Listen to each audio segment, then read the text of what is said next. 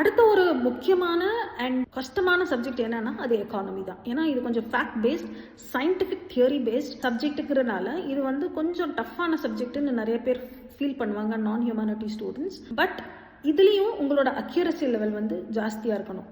இப்போ பாலிட்டியில் 90% உங்கள் அக்யூரசி இருந்துச்சுன்னா எக்கானமியில் கிட்டத்தட்ட 75 to 80% உங்களோட அக்யூரசி இது இன்க்ரீஸ் பண்ணணும். எக்கானமிக்கு வந்து முக்கியமான ஒரு சோர்ஸ் அப்படின்னு நீங்கள் பார்த்தீங்கன்னா யூடியூப்பில் முர்னால் சாரோட நோட்ஸுங்கிறது நிறைய இருக்குது. அவரோட அந்த 6 pillars ஆஃப் எக்கானமியை வந்து கரைச்சி குடிச்சிட்டிங்கனாவே எக்கனாமியோட அக்யூரசி லெவலும் ஜாஸ்தியாகும். அதில் வந்து உன்னால் கொஸ்டின்ஸும் நிறைய கிளியர் பண்ண முடியும். ஏன்னா அது கேட்குறாங்க.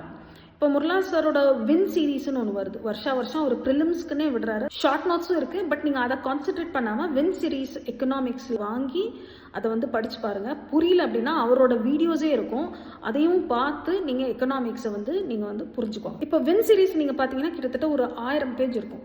இப்போ நம்மலாம் 1000 பேஜா அப்படின்னு ஒன்று நம்ம வந்து டெரர் ஆயிடுவோம் இல்லைங்களா? பட் நீங்களே கால்குலேட் பண்ணி பாருங்கள். நான் யூஸ்வலி இப்படி தான் நினைப்பேன். இப்போ ஒரு நாளைக்கு நான் வந்து ஒரு 30 பேஜ் படித்தேன், ஒரு 30 பேஜை வந்து நான் ஒரு நாளுக்கு டெடிகேட் பண்ணேன் அப்படின்னா 30 நாளில் 900 பேஜ் முடிஞ்சிடும். ஸோ கிட்டத்தட்ட ஒரு 1.5 மாதத்தில் நீங்கள் எக்கானமியை ஃபுல்லாக முடிச்சிடலாம், பேஸ் ஃபுல்லாக கவர் பண்ணிடலாம். அது போக நீங்கள் பண்ணுறது எல்லாமே அடிஷ்னல் இன்புட்ஸ் மட்டும்தான் கொடுப்பீங்க. இந்த மாதிரி கால்குலேட் பண்ணி படிக்க ஆரம்பிங்க. நீங்கள் ஏதாவது மெட்டீரியல்ஸோ இல்லை கோச்சிங் மெட்டீரியல் படிக்கிறீங்க, ரொம்ப பெருசாக இருக்குது, வாஸ்ட்டாக இருக்குது, நம்பர்ஸ் ஜாஸ்தியாக இருக்குன்னா யூ ஜஸ்ட் டிவைட் இட். உங்களோட கம்ஃபர்டபுள் நம்பருக்கு டிவைட் பண்ணிவிட்டு ஒரு மாதம் 1.5 மாதத்தில் அந்த சப்ஜெக்டை முழுசாக முடிச்சிருங்க. ஏன்னா எக்கானமிங்கிறது 1.5 மாதத்தில் முடிக்கிறது ஒரு ரொம்ப வண்டர்ஃபுல்லான ஒரு விஷயம். அண்ட் இதோட அக்யூரசி ரேட்டும் முர்னால் சார் நோட்டில் வந்து ஈஸியாக கொடுத்துருக்காங்க.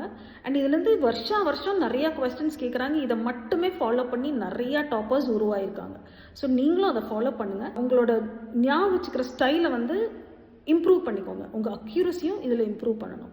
ஸோ நான் சொன்ன மாதிரி பாலிட்டியில் 90%னா இதில் உங்களோட அக்யூரசி ரேட் கிட்டத்தட்ட 75 to 80% இருக்கும். அதாவது 10 கொஸ்டின் கேட்டாங்கன்னா கிட்டத்தட்ட 8 கொஸ்டின் கரெக்டாக அடிக்கணும். இதை நீங்கள் செக்ஷனல் டெஸ்ட் மூலமாக மார்க் டெஸ்ட்டில் இம்ப்ரூவ் பண்ணிக்கிட்டே இருங்க. ஸோ இந்த 2 சப்ஜெக்டை நீங்கள் கண்ட்ரோலில் கொண்டு வந்துட்டீங்கன்னாவே நீங்கள் வந்து ஈஸியாக ப்ரிலிம்ஸை தூக்கிடலாம்.